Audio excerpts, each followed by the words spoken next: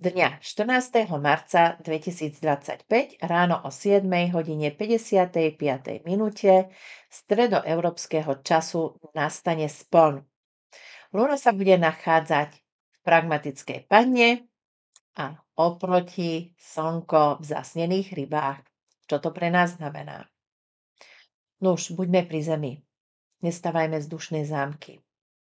Ak vám niekto povie, že má pre vás výhodný obchod, investovanie, niečo, tak ruky od toho preč.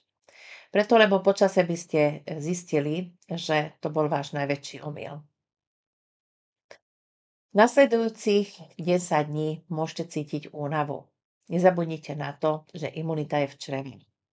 Keď tá únava je väčšia než obvykle, jednak teraz na to bude vplývať ten spln, ktorý není pre nás až taký priaznivý, ale keď naozaj cítite veľkú únavu, tak odľahčite, urobte takú nápravu v tom stravovaní, zvoľte si také ľahko straviteľné jedlá, lebo práve tá energia, imunita, všetko je v tých črevách. A teraz, ako som hovorila, tak dosť sú tam nepriaznivé aspekty, takže my môžeme cítiť väčšiu únavu, ale tá príliš veľká únava už nie je na mieste.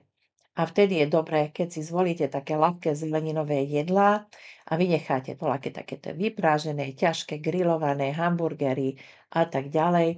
A si zvolíte voľakú varenú, parenú, tusenú zeleninu, rybky, ovocie.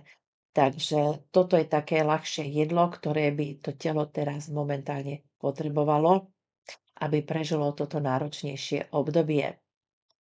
Dávajte si pozor ešte na financie, preto lebo zlodeji sa môžu pohybovať okolo vás, takže keď niekam cestujete, idete, pozor na peňaženku, doklady, ale takisto opakujem také v úvodzovkách výhodné obchody, investovanie a tak ďalej sa môžu vyskytnúť.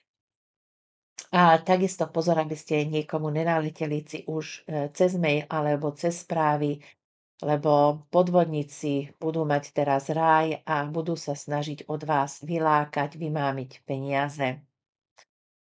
Snívajte, ale nezačnite teraz splniť tie svoje sny, preto lebo by sa rozsypali a vy by ste cítili také sklamanie. Nebojte sa, nič vám neude, príde priaznivejšie obdobie, ktoré nám bude viacej prijať. Prajem vám také ľahké prežitie tohoto splnu a vyhýbajte sa alkoholu, alkoholickým nápojom a iným návykovým látkam, ktoré v tomto období sú mimoriadne škodlivé. Prajem vám krásny deň. Ahojte.